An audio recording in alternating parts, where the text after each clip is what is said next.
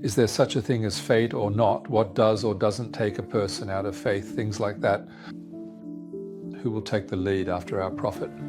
We can also include political questions like this in the discussion. The term Sunnah here does not refer to the Sunnah as in the Quran is the first source, the Sunnah is the second source. In other words, it's close to the general framework we call the Sunnah, which consists of the words and actions of our Prophet, but it's not exactly that. There shouldn't be a state of discord. At this point, it also represents political unity and solidarity. That's why Sunnis have established very large states throughout history. The Umayyads, the Abbasids, and the Ottomans are included in this. We need to see and understand Ahl al-Sunnah within this inclusiveness. Istanbul.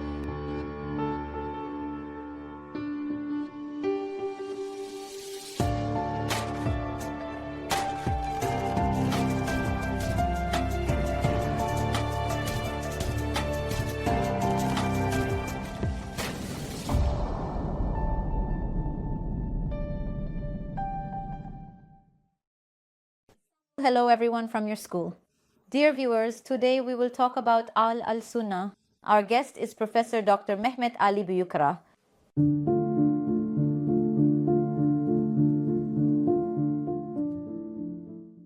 Welcome, Professor. Thank you. Thank you very much. Professor, today we would like to talk about Ahl al-Sunnah. So we say Ahl al-Sunnah wal Jama'ah. There are two concepts here. What does Ahl al-Sunnah mean? What does wal Jama'ah mean? How should we understand these two? What do you think? Hello everyone. Here we use Ahl al-Sunnah wal Jama'ah together, but it might be important to explain the meaning of each separately in order to understand the issue. The Sunnah here, well, the first source is the Quran, the second source is the Sunnah, but it's not the Sunnah in that sense. In other words, it's close to the general framework we call Sunnah, which consists of the words and actions of our Prophet, but it's not exactly that. When we say Sunnah here, we can understand it as the broad consensus or common opinion of the companions. So we can define Sunnah in that way. What does this mean? So, for example, why did we say the companions and not our Prophet? How did Islam come about? The Quran was revealed, and our Prophet conveyed that Quran. This continued over the course of 23 years. The Holy Quran was completed, and our Prophet passed away to the hereafter. What remained was the revelation and its explanation and practices. Who witnessed this? The companions, the first generation, that is, the people we call the companions who were around our Prophet, witnessed the revelation of the Quran and our Prophet's explanation of it.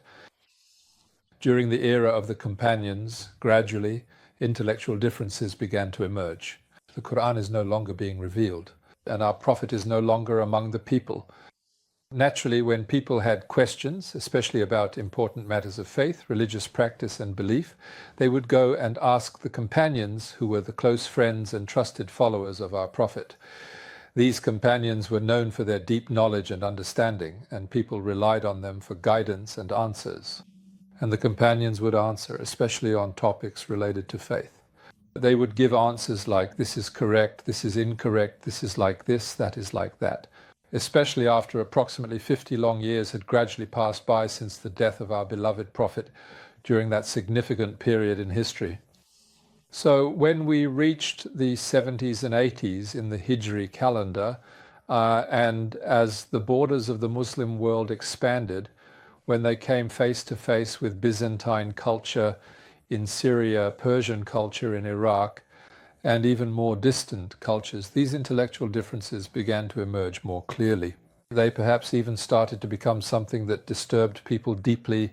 For example, the issue of fate, whether fate exists or not, what is or isn't excluded from faith for a person, and so on.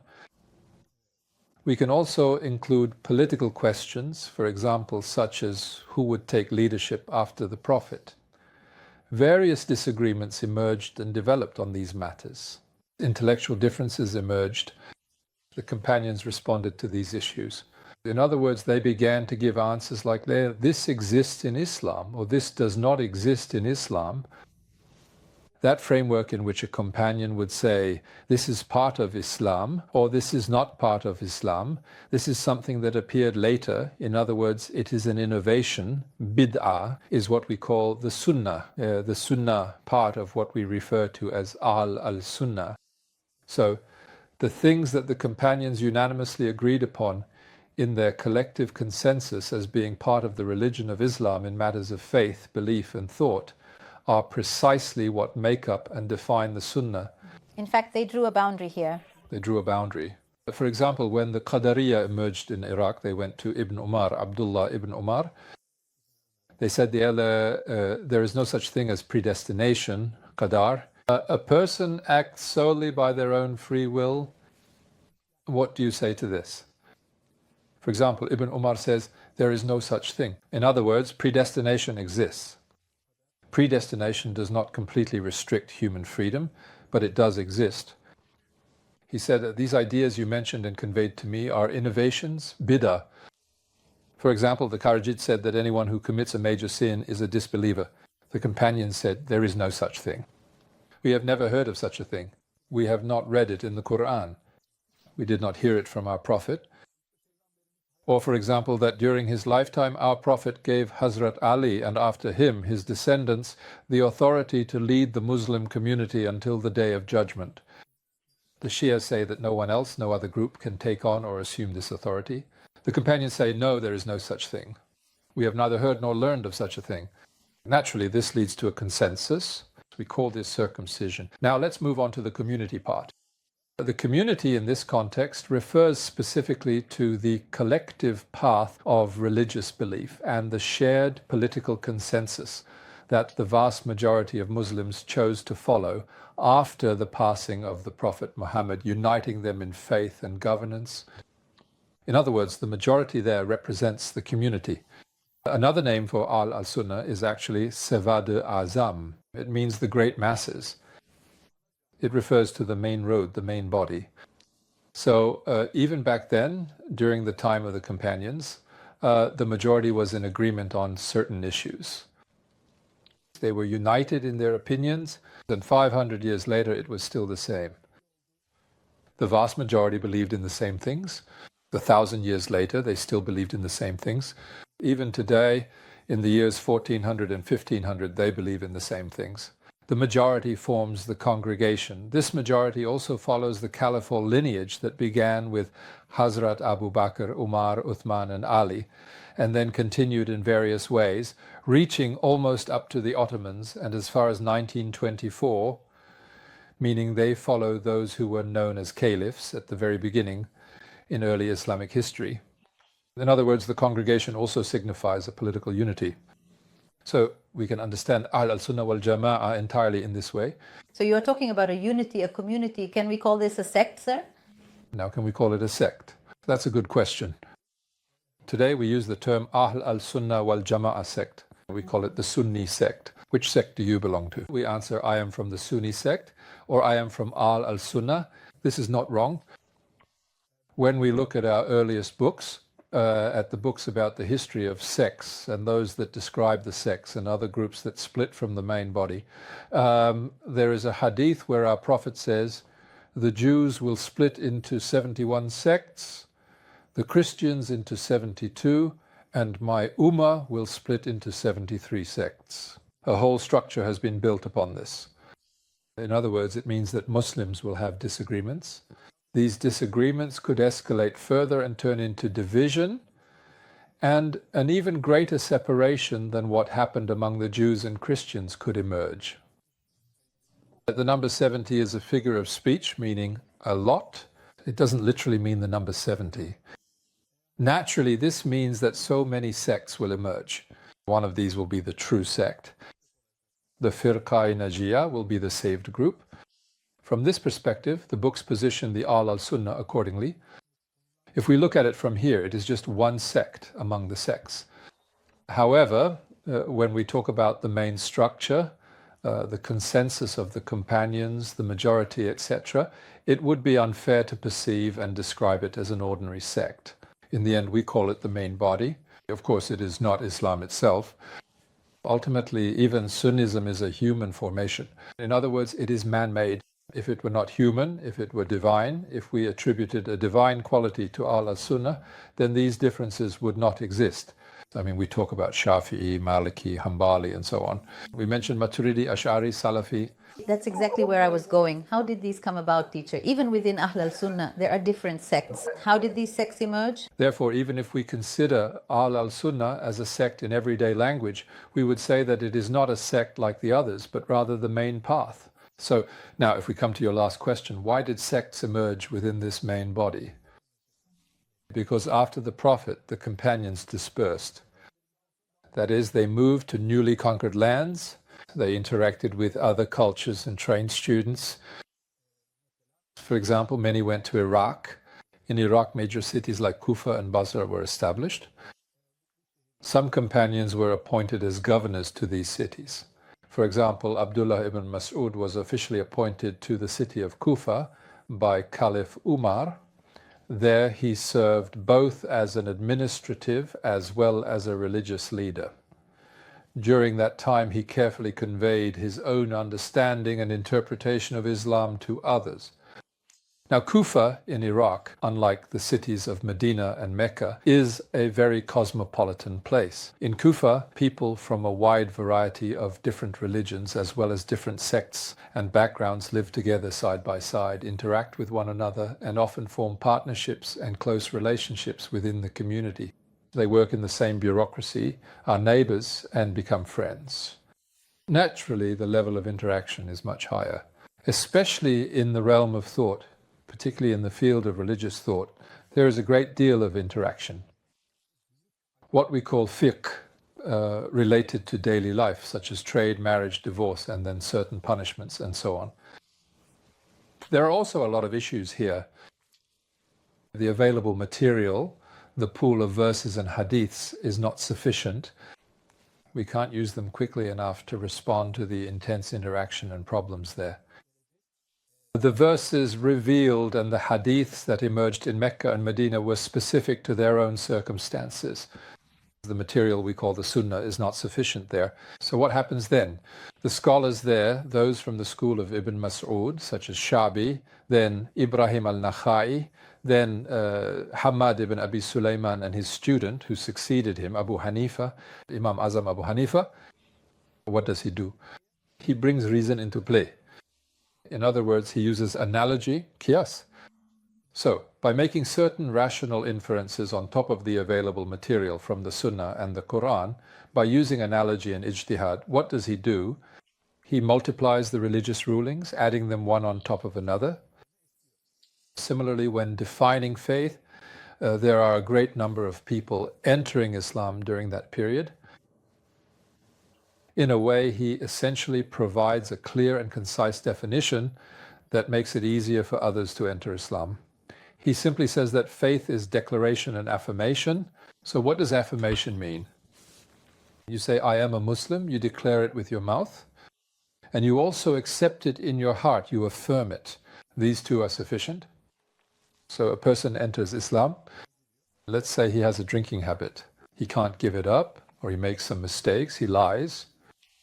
Then he steals and so on. He can't perform his prayers to God. Maybe he can't fast. Do these sins, these behaviors that we call actions, affect faith or not? Abu Hanifa says, no, this is a separate matter.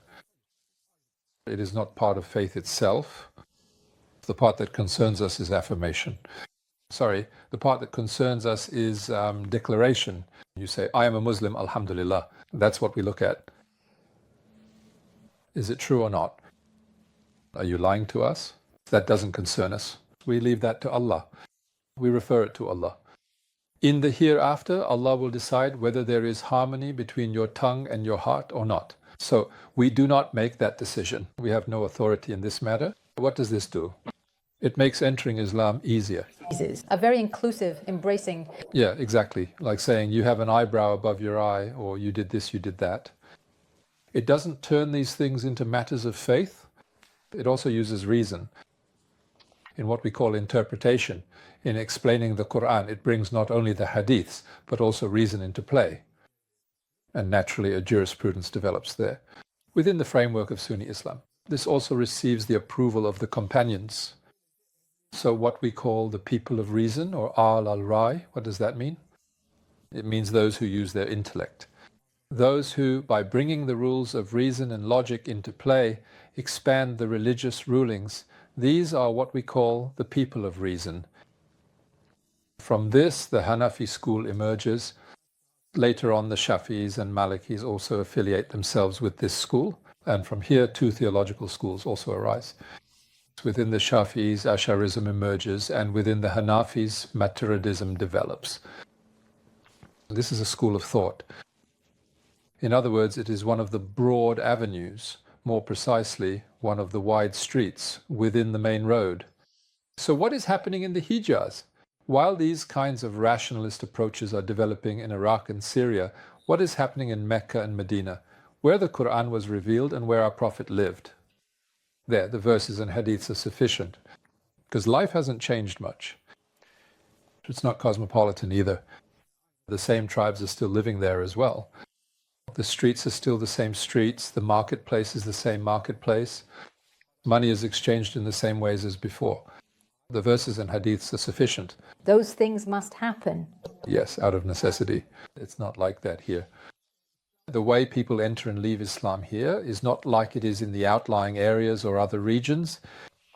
The scholars here, since the verses and hadiths are sufficient in that pool, naturally they continue with the old methods and try to understand Iraq, but they can't really grasp it.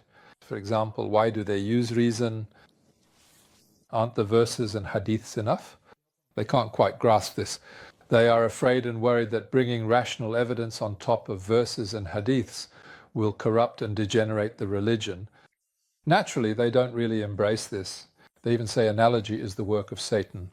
Satan, for example, said, well, I was created from fire, angels from earth, well, things. Adam was created from earth, I was created from fire, so I am superior. He made an analogy and went astray.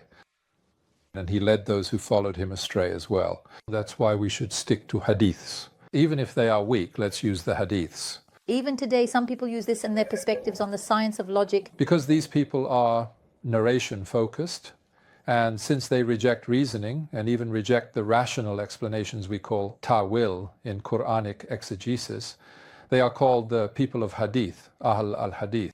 Instead of Ahl al-Rai, people of opinion, they are called Ahl al-Hadith, and they define faith not as twofold, but as threefold.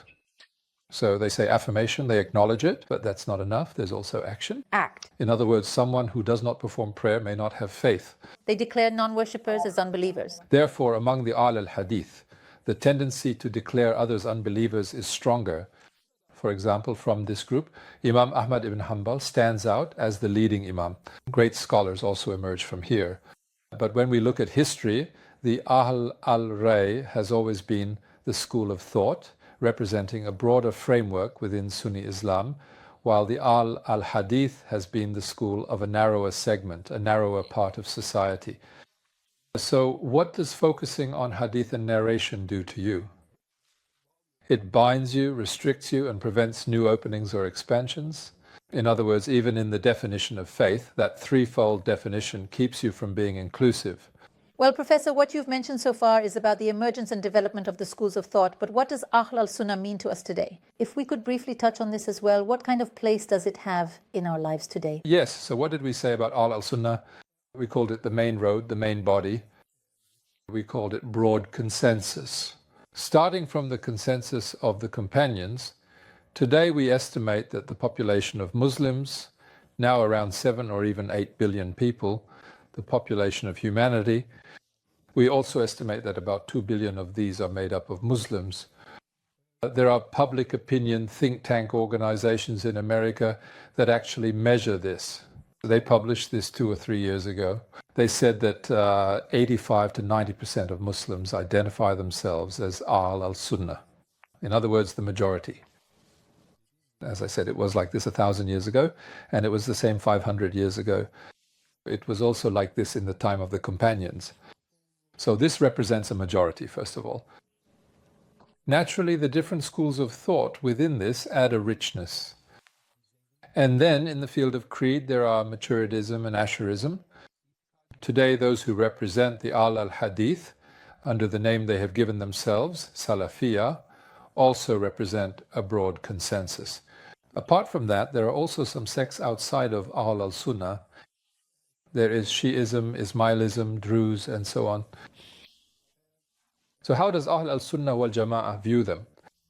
For them as well, the main foundational tenets of faith are Tawheed, prophethood, and the hereafter. Belief in God, belief in the Prophet and the Scriptures, and belief in the hereafter. If there is no serious issue regarding these matters, they are considered among the people of the Qibla and are accepted within the circle of faith. Now, this might be discussed as a problem in our present day. There are approaches that want to narrow this broad inclusiveness of Ahl al-Sunnah, putting themselves at the center and claiming, I am Ahl al-Sunnah, while excluding others from Ahl al-Sunnah. We call this exclusivism. In other words, they appropriate Ahl al-Sunnah for themselves. They say, it belongs to me. The place where I stand is Ahl al-Sunnah. This is wrong. I mean, in terms of the inclusiveness of Sunnism, this is a mistake. As I said, Ahl al-Sunnah is the main body. We explained this at the very beginning. It is the main road. And of course, there will be people who move along the edges of the road, brushing against the walls on both the right and left sides. In other words, if we call this a wide road, no one has the right to turn this wide road into a narrow alley or a dead end.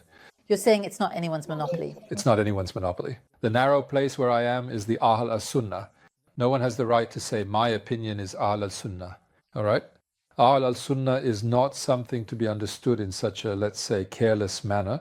Its rules are clear, its principles are clear, but it also doesn't cover such a narrow area. There are 4 major schools of Islamic jurisprudence here. If we include the schools that formed earlier and no longer have followers, there are actually many more than 4. There are also theological schools. There are 2 main branches, Ahl al-Hadith and Ahl al-Ray. So considering all of these together and approaching Ahl al-Sunnah with that inclusiveness is important. And also the principle that the people of the Qibla cannot be declared unbelievers is very significant in Ahl al-Sunnah. This is the perspective, the viewpoint of seeing other schools outside of Sunnism as still within the circle of faith. In this sense, if we also take into account its broad political inclusiveness, the idea that discord is the worst thing has always throughout history been strongly emphasized. Yes. That idea. According to Ahl al-Sunnah, people cannot simply or easily just take up arms and rebel in every difficult or challenging situation they may encounter. This is based on a verse. Fitna, discord, is worse than war. In other words, there should not be a state of discord. At this point, it also represents political unity and solidarity. That's why Sunnis have established very large states throughout history. The Umayyads, the Abbasids, and the Ottomans are included in this. So we need to see and understand Ahl al-Sunnah within this inclusiveness. It also seems like a perspective that is more in line with the essence of Islam, Professor. Thank you very much. Because its foundation is the consensus of the companions on matters of faith. Yes, in this way, it incorporates inclusiveness along with the essence of Islam there. Thank you very much for your valuable comments. Thank you. Thank you. Dear viewers, today we talked about Ahl al-Sunnah. See you in the next episode. Goodbye.